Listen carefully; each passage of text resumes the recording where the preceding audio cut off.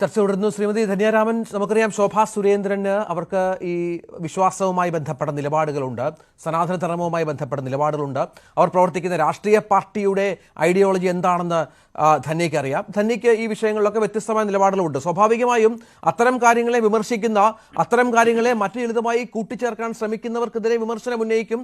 അത് അവരുടെ രീതിയാണ് പണ്ട് മുതൽ. ഇതിനെ ആ നിലപാടുമായി ബന്ധപ്പെട്ട് കണ്ടാൽ മതിയോ, അതിനെ മറ്റെന്തെങ്കിലും തരത്തിൽ ഈ പറഞ്ഞതുപോലെ ചർച്ച ചെയ്യപ്പെടേണ്ട കാര്യമുണ്ടോ എന്നുള്ളതാണ് ചോദിക്കുന്നത്.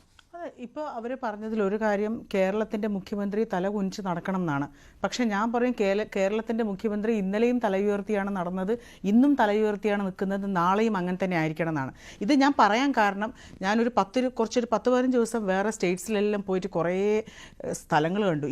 ഇത്രയും അഴുക്ക് ചാലിൽ ടോയ്ലറ്റിൻ്റെ സൈഡിൽ അതിൻ്റെ മാലിന്യം ഒഴുകുന്ന, ഒരു സ്ഥലത്ത് ടോയ്ലറ്റ് പോകുന്ന, അതിൻ്റെ സൈഡിലിരുന്ന് കുക്ക് ചെയ്യുന്ന ഈ കുഞ്ഞുങ്ങളൊക്കെ കാണണം. നമുക്കും കുട്ടികളുണ്ട്, എനിക്കും കുഞ്ഞുണ്ട്, ശ്രീത്തിനുണ്ട്, നിങ്ങൾക്കും ഉണ്ട്, രാഹുൽ ഈശ്വറുണ്ട്. നമ്മളാരെങ്കിലും നമ്മളെ കുട്ടികളെ അങ്ങനെ വളർത്തുമോ?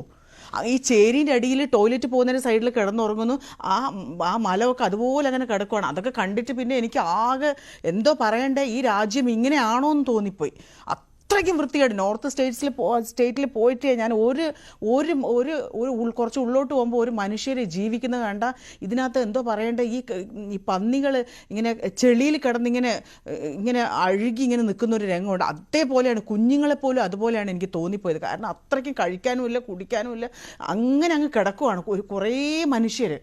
എന്തൊരു ദാരിദ്ര്യമുള്ള രാജ്യമാണ്. ഞാൻ വിചാരിച്ചു അതൊക്കെ വെച്ച് നോക്കുമ്പോൾ കേരളം സ്വർഗം എന്ന് ഞാൻ അടിവരയിട്ട് പറയും. കേരളത്തിൻ്റെ മുഖ്യമന്ത്രി തലയുയർത്തി നിൽക്കണം. കാരണം ഇന്നൊരു സ്ഥലത്തൊരു പ്രശ്നം ഉണ്ടെന്ന് പറഞ്ഞാൽ ആരെങ്കിലും, ഇപ്പോൾ സ്റ്റേറ്റ് ഇറങ്ങിയില്ലെങ്കിൽ ആരെങ്കിലും ഒരു 10 പേര് അവിടെ 1 കിലോ അരിയെങ്കിലും കൊണ്ട് കൊടുക്കാനുണ്ട്. നമ്മുടെ നാട്ടിൽ അത്രയും സപ്പോർട്ട് നമ്മൾ അങ്ങോട്ടും ഇങ്ങോട്ടും കൊടുക്കും. പക്ഷേ ഈ മറ്റ് സംസ്ഥാനങ്ങളിൽ പോയാൽ അത്രയും വൃത്തികേടെന്ന് പറഞ്ഞാൽ മനുഷ്യനായിട്ട് ജീവിക്കുന്നില്ല. ഇങ്ങനെ എന്തോ മൃഗങ്ങൾ പോലും ഇതിനേക്കാളും വൃത്തിയായിട്ട് ജീവിക്കുന്നതെന്ന് തോന്നുന്നു. അതുപോലത്തെ അഴുക്ക് ചാലുകളുടെ ഇടയിൽ ഞാൻ അതിനെല്ലാം വീഡിയോ എടുത്തിട്ടുണ്ട്. സത്യം പറഞ്ഞു കഴിഞ്ഞാൽ എനിക്ക് ആ ക്യാമറയിലോട്ട് നോക്കാൻ പോലും എനിക്ക് ഇപ്പോഴും തോന്നുന്നില്ല. ഞാനൊരു താജ്മഹൽ കാണാൻ ആഗ്രഹിച്ചു, പക്ഷെ അവിടെ പോകാൻ എനിക്ക് ഒട്ടും മൂഡ് തോന്നില്ല. കാരണം ഇങ്ങനത്തെ സ്ഥലങ്ങളൊക്കെ കണ്ടിട്ട് ആകെ നമുക്ക് മനപ്രയാസമായിപ്പോയി. എനിക്കിപ്പോൾ എത്രയും പെട്ടെന്ന് എൻ്റെ കുഞ്ഞിൻ്റെ അടുത്ത് തിരിച്ചു വരാനാണ് ഞാൻ വിചാരിച്ചത്, ഇവിടെ എത്തണം എന്നാണ് ഞാൻ വിചാരിച്ചത്. അത്രയ്ക്ക് മോശമാണ്. അതുകൊണ്ട് തന്നെ കേരളത്തിൻ്റെ മുഖ്യമന്ത്രി ഈ ഒരു കാര്യത്തിൽ നിങ്ങൾ തല ഉയർത്തി നിൽക്കണം. അത് എൻ്റെ രാഷ്ട്രീയം, അത് ഈ സമയത്ത് അങ്ങനെയാണ് ഞാൻ പറയുന്നത്.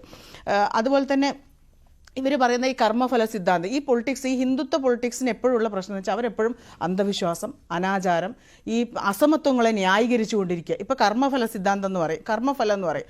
അപ്പോൾ ഒരാൾക്ക് ഇങ്ങനെ എന്തെങ്കിലും സംഭവിച്ചാൽ അതുകൊണ്ടാണ് മരിച്ചതെന്ന് പറയുന്നത് പോലെ തന്നെ ഇവിടെ അവർ വേറൊരു സംഭവമുണ്ട്. പാർശ്വവൽകൃതർ, അല്ലെങ്കിൽ തീരെ നിവൃത്തിയില്ലാത്ത മനുഷ്യർ, സാമൂഹികമായും സാമ്പത്തികമായും പിന്നോക്കം നിൽക്കുന്ന മനുഷ്യർ, ഇവരെല്ലാം ലക്ഷ്മി ദേവിൻ്റെ കടാക്ഷം കിട്ടാത്തത് കൊണ്ടാണ് ഇവരൊക്കെ പാർശ്വവൽക്കരിക്കപ്പെട്ട് ഇങ്ങനെ കിടക്കുന്നത്, പൈസ ഇല്ലാതെ ഇങ്ങനെ കിടക്കുന്നതെന്നുള്ള, അതാണ് ഇവരുടെയൊക്കെ കർമ്മഫല സിദ്ധാന്തത്തിന് വേറൊരു വേർഷൻ. ഈ രാജ്യത്തെ മനുഷ്യർക്ക് ഭൂമി കൊടുക്കാതെ, തൊഴിൽ കൊടുക്കാതെ, വിദ്യാഭ്യാസ സൗകര്യം കൊടുക്കാതെ അങ്ങനെ ഫൈറ്റ് ചെയ്ത് വരുന്ന ഒരു വിഭാഗമാണ് ഇവിടുത്തെ പാർശ്വവൽകൃത സമൂഹം. അവരെ മഹാലക്ഷ്മി അനുഗ്രഹിക്കാത്തത് കൊണ്ടല്ല, അവർക്ക് പ്രോപ്പറായിട്ട് അവർക്ക് ഭൂമിയോ അല്ലെങ്കിൽ അധികാരമോ വിഭവങ്ങളോ ഒന്നും ഇല്ലാത്തത് കൊണ്ടാണെന്ന് അത് ഇവരുടെ ഈ പൊളിറ്റിക്സ്, ഹിന്ദുത്വ പൊളിറ്റിക്സ് ആദ്യം അംഗീകരിക്കണം. യാഥാർത്ഥ്യം മറച്ചു വെച്ചുകൊണ്ട് ഈ രാഷ്ട്രീയത്തെ നിലനിർത്താനായിട്ട് ഈ നാടിനെ വീണ്ടും നോക്കി, ഇതാ നെയ്യാറ്റിൻകര ഗോപൻ സ്വാമിയെ പോലെ അവിടെ കുറച്ച് ആൾക്കാർ സീക്രട്ടായിട്ട് അവിടെ പോയി ഇതൊരു വേറൊരു പ്രശ്നം ഉണ്ടാക്കാൻ നോക്കി. പക്ഷെ അത് കൃത്യമായിട്ട് അത് അവർ ഉദ്ദേശിച്ച രീതിയിൽ അതിന് വർക്കൗട്ട് ആയില്ല എന്നുള്ളതാണ്. അപ്പോൾ ഇത് ഒരു രാജ്യത്തെ അനാചാരത്തിലേക്ക് കൊണ്ടുപോയാൽ മാത്രമേ ഈ ഒരു പൊളിറ്റിക്സിന് ഇവിടെ നിലനിൽക്കാൻ പറ്റുള്ളൂ എന്നുള്ള ചിന്തയിൽ നിന്നാണ് ഈ കുംഭമേളയൊക്കെ പറയുമ്പോൾ, ഒരു സൈഡിൽ ഇത്രയും വലിയ ഡൽഹിയിലൊക്കെ പോയി കഴിഞ്ഞാൽ അമൃത്സർ ടെമ്പിളൊക്കെ നോക്കിക്കഴിഞ്ഞാൽ ആയിരക്കണക്കിന് കോടി രൂപയുണ്ടെങ്കിൽ അതുപോലത്തെ ഒരു കൺസ്ട്രക്ഷൻ നമുക്ക് ചെയ്തെടുക്കാൻ പറ്റുള്ളൂ. അതിൻ്റെ സൈഡിലാണ് ഈ മനുഷ്യർ ആഹാരമില്ലാതെ കിടക്കുന്നത്. പിന്നെ എന്ത് മാറ്റം, എന്തുണ്ടാക്കിയിട്ട് എന്ത് കാര്യം?